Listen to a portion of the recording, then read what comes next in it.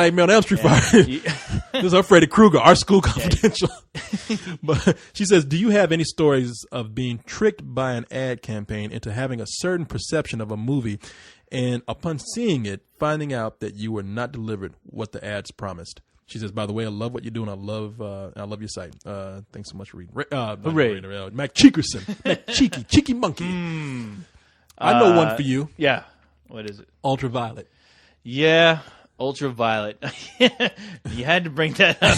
You were so eager to see that. Because it was from the director of Equilibrium. Because honestly, after watching Equilibrium, and then I was pumped to go see Ultraviolet. And when I did, oh my God, it was like if I had balls, it was like a swift kick in the balls, not once, but at least 5 times. I don't know what happened. It's almost like everything that he wished he could, I guess he could have done with Equilibrium, he threw into this movie because somebody finally gave him some money. And that movie suffered from way too many fucking ideas all thrown in. And I know, like, thank God this didn't happen. I mean, this could have been, this is fate taking its course. But the last fight scene at the end of Ultraviolet, he had intentionally wanted to do that for Equilibrium. And thank God that didn't happen, because that was the most ridiculous fight scene at the end with the swords on fire. You know, okay. I never saw the movie. That movie suffered just from way too many concepts. And that's the movie where it was about vampires killing. It was a half thought out. It looked like Speed Racer, but it was about vampires. No. It was badly put together. Well, speaking of Speed Racer, I remember and you're going to think I'm silly, but I knew Speed Racer was going to be this visual movie, and I knew it was going to be kind of over the top, but I didn't expect it. I knew it was going to be somewhat a tamed down movie that the Wachowski brothers did for children, but I didn't expect it to be as goofy as it was. I mean, the trailers pitched it as, we're going to be a visual movie. We're not going to be very violent, but we're going to be kind of take this seriously and be badass with it. Right. And the movie wasn't badass. It was goofy. It was goofy. It was a children's movie. And that's fine. It was pitched to me as something different. Yeah. I think if it was marketed honestly the way the movie was made, which is obviously a children's film, it would have done a lot better. I think it would have done a lot better too. Yeah. The other movie that I saw was Defiance. It's not a bad movie, but it's more of a drama than the action film that is being. The action okay. Because I marketed as. When I saw that trailer, you were in the room, and I was like, damn, Corey, I want to see that. You got to let me go. That's James Bond fighting Nazis. That's what you think. You think it's going to be James Bond? The way I described it as, the way the action was versus the Nazis. Yeah, exactly, man. I told people I was expecting this movie to open up like Terminator 2 with Robo Jews killing people. You know what I mean? That's why I said in the review that we did. So I just ruined the review. But yeah. So when I saw it, it was a little slower and a little more of a drama, as I said. And I was like, all right, look, I wouldn't even be. I'm not as shallow as to just want an action film, right? But it's just not that good, and even its drama, right? So I don't know. There's a lot of movies that do that. I mean, I've seen so many movies where I thought it was marketed as one thing and it ended up being something else. Right. Sometimes it's better. Look, I gave not the best review to Marley and Me. I said it was okay, but I thought that movie was going to be a dumb dog movie. Right. It ended up being a movie about a family, and I liked the movie for that. So, you know what? Unbreakable, at least for me, the way that movie was marketed, it was almost marketed like a sequel to The Sixth Sense. And as soon as I'm sitting there in the theater with a bunch of old people. I mean, that same crowd that went out to see The Sixth Sense, that same crowd was in the room.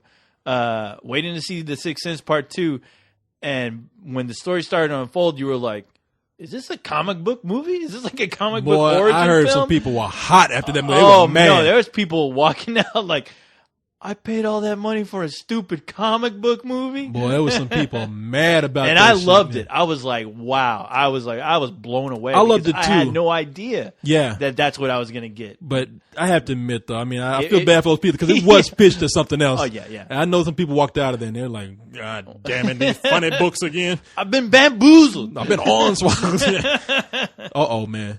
Yes. Uh-oh. What's wrong? What's wrong? What's going on? Speak to me. I got an email here from Suicide for Life. Ho ho ho! Oh shit, that's an oxymoron. That's the new rapper right now. Suicide for Life. Suicide for Life. Yeah, what the hell is going on with you? What rap group are you in? This dude's in jail. It's a suicide. All right. For life. For life, motherfucker. I was dead before I was born. All right. It says, I guess for both of us, he says, what's up, Corey? What do you think about today's music? Some people say rap is dead and that rock sucks, but there is a lot of good underground rappers and good unknown rock groups. What are your thoughts about this? Wow. Yes, there is. I just got through talking to somebody last night. I mean, just to get right down to it. I love hip hop. Yeah. But today, I'm sorry, your mainstream hip hop is sounding the same. Yeah. I mean, I'm into the stuff that hip hop is so bland right now that I'm into shit that people do that they experiment with it and it's and it's crazy. I mean, okay, people, if you're not into hip hop, tune out for a second. Let me just recommend some things for some people out there. We'll get a glass of some oil. Yeah, exactly. I'll be right back. I mean, I'm talking about stuff like things from the Stone Throw label where you got people just experiment like they did like with jazz or experimental music. You got like Mad Lib doing stuff. You got MF Doom. You got Peanut Butter Wolf doing crazy things. And you got East Coast people like Kool Keith doing crazy shit. Kool Keith. Yeah, he's oh boy. He has like what 2-3 really good albums, and the rest of them the motherfuckers insane. Yeah, insane. Yeah, just crazy. Yeah. I mean, but then again, you got some mainstream people who have gone off and done some things that are experimental, but they've been able to like maintain their audience and maintain their limelight within the mainstream. Outkast is a great example of that. Right. Outkast. Excuse me, but when they started out, excuse my language, when Outkast started out, they were Southern niggas, all right? I mean, they were scary white people. Yeah. And I never would have thought that they would have got to the point where you got Andre 3000 on stage in a green Wrigley spearmint suit talking about, hey. I mean, they crossed over. They had crossover hits, and it was good. Right. The Love Below, fucking great album, man. Big Boy is still remaining some of, you got his he's more hip hop than Andre 3000 is sometimes, but still doing some great shit, man. You had some people like going out. I mean, Gnarls Barkley, that dude came from Goody Mob. Goody Mob would walk into a neighborhood that was white and immediately they wouldn't take 2 feet without being arrested by the cops. Yeah. That's how scared brothers looking like they just got out of jail with cornrows and afros and crazy looking shit. And now we got Gnarls Barkley working with Danger Mouse, doing like his crossover shit. So I mean, the music is out there, whether it be mainstream or not. Yeah, the music's always out there. It's just a matter of looking for it, you know. Yeah, and as far as your rock goes, I mean, you got people who crossed over and they still managed to do experimental shit. I mean, look at Ghostland Observatory and things like that. Right. I mean, a lot of your college radio, they go with these rock bands that are doing real cool shit. I mean, you're always going to hear it on college radio, and a lot of these bands, more than hip hop. That's the only way to really hear anything new or exciting is going back to college radio again, you know, or just trying to, or there's plenty of online, I guess outlets to find like music like a Pandora's Box. That's probably one of my favorites. Yeah, Pandora's Box. Oh, you talking? Wait a minute, is it Pandora or is it Pandora's Box? I think it's Pandora's Box. Because I got something called Pandora on my phone. Maybe it is. Now I'm confused, but no, I think it's either I think it is Pandora's Box. Basically, where you enter in a band that you like. That's Pandora. Pandora, is that Pandora? Okay, then it's Pandora. Is this what you're talking about right here? That's a symbol for it. Which one? Point it to me. Basically on Pandora, you enter a band or a song, and it makes a station for you. Yeah, it makes a station for you, and it pulls out artist. That it? Hold on, it's pulling up. It has to be the same thing. It probably is. Yeah, where you type in.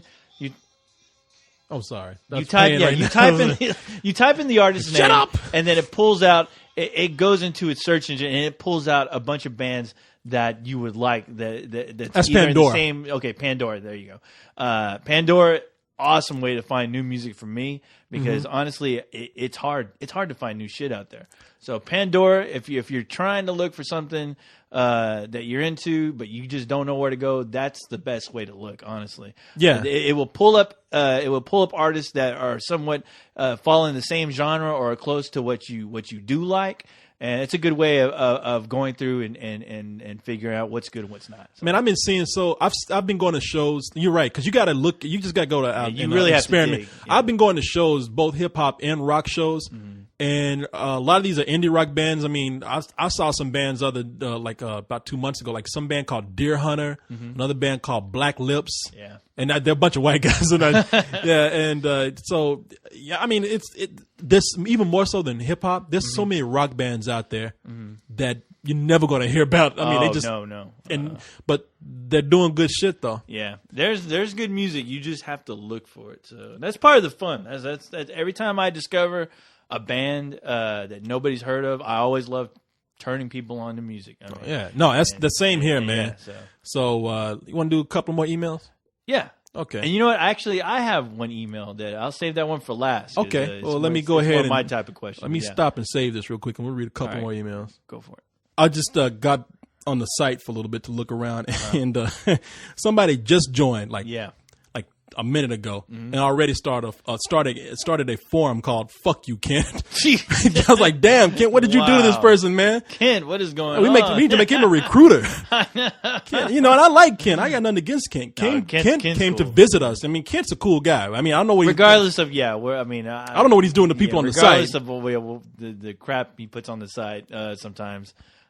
Meeting him in person, he's a good guy. Yeah, I haven't seen it, but yeah, he was good to us. But I was just like, damn, I saw so-and-so has just joined the Spill.com community. And then right above that it said, the so-and-so has just posted a blog that says, "Fuck you, Kent." I was like, damn, man. Yikes.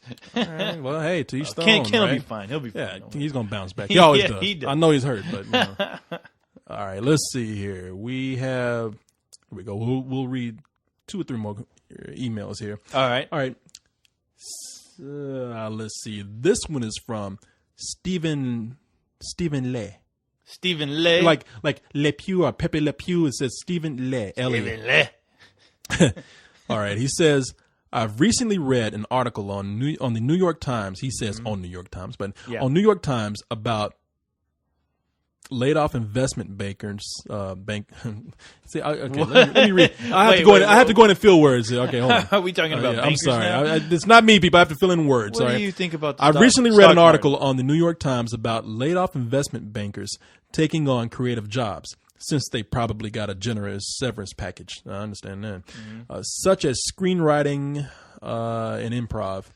So, who do you find are notable directors or writers who have come from a background completely unrelated to film? Wow. I mean, beats me. I know a few actors that have, like Harrison Ford, who was a carpenter. Before, That's a good question, man. I mean, I can't really, as of recent, I can't really think of anyone. I mean, you get always a lot of actors who have been discovered. Right. They were models. They fit the role so much that somebody said, "Hey, you don't have any prior experience," such as Frank Miller just hiring that guy to play the Spirit. Yeah. That guy will never work again. No, I don't know. No, he won't. Have you seen the Spirit? No, I have not. But he said this is an unknown. I want him to be in the Spirit. They have this guy who played Notorious B.I.G. He was a rapper. They said he just fit the role of Notorious B.I.G. Right. As far as people who come from, I mean, you're making it sound like who out there who has not, who might have been some sort of business person, right, or investment person has crossed over into doing creative stuff. I mean, chances are those people you probably won't know. Yeah. I mean, those are people who will probably be behind the scenes, or they're giving their money to a project, they're funding something. They seem more like they would end up in a role as like a producer or something. Yeah, those are people whose names you probably, they're not famous, so you don't know. Right. I know a long time ago. Do you remember the movie? It's based on a video game. What was the name of that movie? Wing Commander. Wing Commander. Yeah. Okay. Wang Commander. Yeah.